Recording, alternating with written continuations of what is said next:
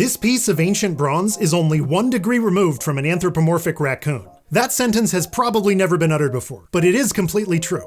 I'll explain the link in a second here, but first, it's important to understand what ancient actually means. Gangs of old ladies attacking fit, defenseless young men. See, when we're discussing objects like these opera glasses, the word vintage describes high-quality items that are more than 20 years old. Once we get past 100 years old, the word antique is used. The word ancient is a slightly different matter. There isn't a specific number associated with it, because it refers to things that were made before the Middle Ages. In the case of this bronze thing, ancient means 2,500 years old. Now, this may look like a part of some mysterious machine.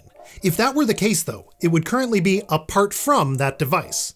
The two-word phrase means one part, and the single word means separate. So if you mean a part, keep those words apart. As it happens, this isn't an ancient gear. It's actually money. Money, money, money makes the world go. The term proto-money might be a bit more accurate, but basically, before coins became ubiquitous in Europe, objects like these were used as currency by the Celts.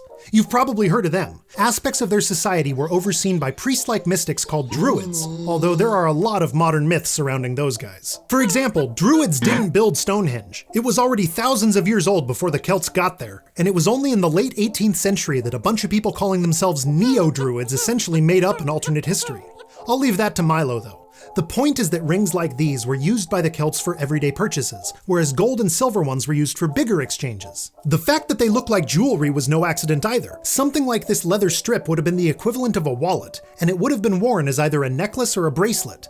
A string of just rings might have been a bit boring though, so it's a good thing that the Celts also used a different design. This is another piece of Celtic proto-money. We don't know if it was worth more or less than a ring. The Romans kind of forgot to record that while they were rolling through, but we can guess that better workmanship probably equated to higher value. The shape and the holes were both made intentionally, and when a bunch of these were strung together, each incidental impact would have caused them to chime.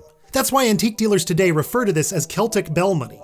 And if you're one of the millions of people who have played Animal Crossing, you already know about bells. If you have no idea what I'm talking about, well, Animal Crossing is a video game that uses bells as its primary currency.